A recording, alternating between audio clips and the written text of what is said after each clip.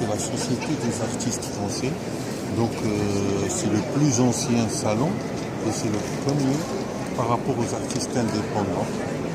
Donc quand on dit les sociétés des artistes français, ça représente tout ce qui est académique, c'est les beaux-arts, c'est Ingres, Poussin, c'est la peinture classique, figurative et académique.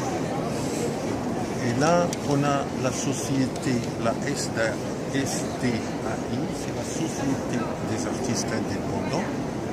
Moi, je fais partie de la Société des artistes indépendants. Un peu, ça a une relation avec le Salon des réfugiés. C'était les impressionnistes, c'était Cézanne. Parmi les fondateurs, je crois qu'il y a Paul Signac. La première fois quand il y avait le salon, c'était c'est que les spectateurs, ils rigolaient, ils se moquaient de ces artistes, soi-disant ils ne savaient pas peindre. Nous sommes devant ton tableau, Oui. par lequel tu participes à ce salon. Oui, à la 10e édition d'art, c'est-à-dire au Salon des artistes indépendants. Et dans le cadre de la 10e édition, Art Capital. C'est le plus grand événement artistique de Paris. C'est 2500 exposants qui viennent du monde entier. C'est l'œuvre dont le titre est chorégraphie, 1,40 m sur 1 mètre. Voilà. Dans ce thème du cheminement d'une œuvre, du lyrique au géométrique.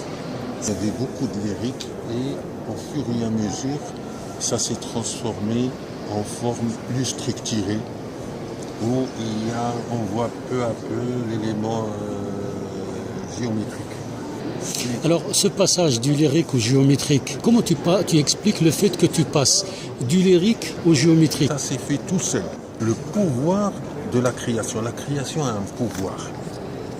Je dirais même qu'il est plus grand que l'artiste. Je suis entraîné. Il y a un courant qui m'entraîne. L'œuvre qui se réalise à travers moi. Moi, je suis que ce prisme.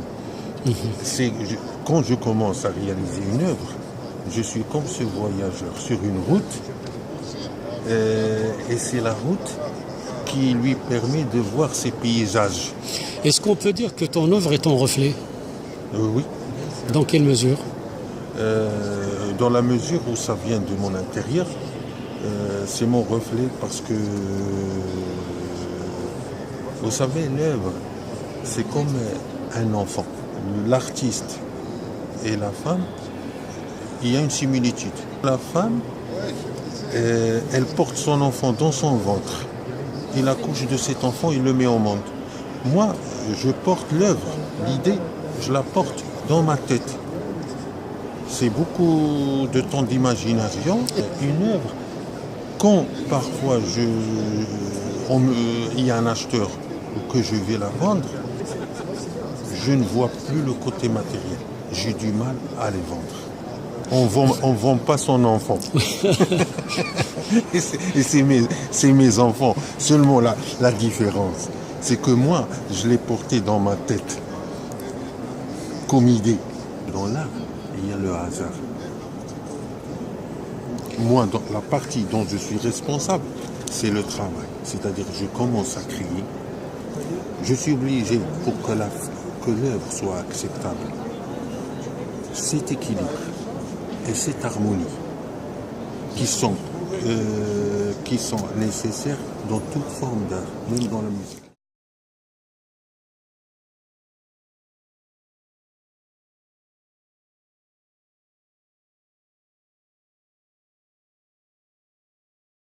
Et ici, dans le cadre de cette agréable manifestation, au cœur de Paris, tu vois passer les admirateurs devant ton tableau, et puis tout à coup tu vois un attroupement ou bien quelqu'un qui regarde ton tableau. À ce moment, tu t'approches de lui. Qu'est-ce que tu as envie de lui dire? Voilà, bon, les gens quand ils viennent, ils demandent des explications. Moi, je tiens toujours à préciser que je ne justifie rien. Moi, je ne fais que décrire ce qui a été réalisé. J'ai travaillé et l'œuvre s'est réalisée. Je tiens à préciser ça. Je tiens à dire que je n'ai pas le pouvoir total sur le résultat. Je travaille en tant qu'artiste. J'essaye que ça soit, qu'il y ait de l'harmonie, que ça soit équilibré. C'est là. Et à partir de là, l'œuvre, elle est indépendante. Même, je dirais, à 80%, elle se réalise elle-même. C'est elle qui impose sa loi. Et ça, c'est important de le dire, pour qu'on comprenne bien. Je ne vais pas vous dire, je voulais faire ça, ou je voulais signifier ça, ou je vous donne des idées. Non.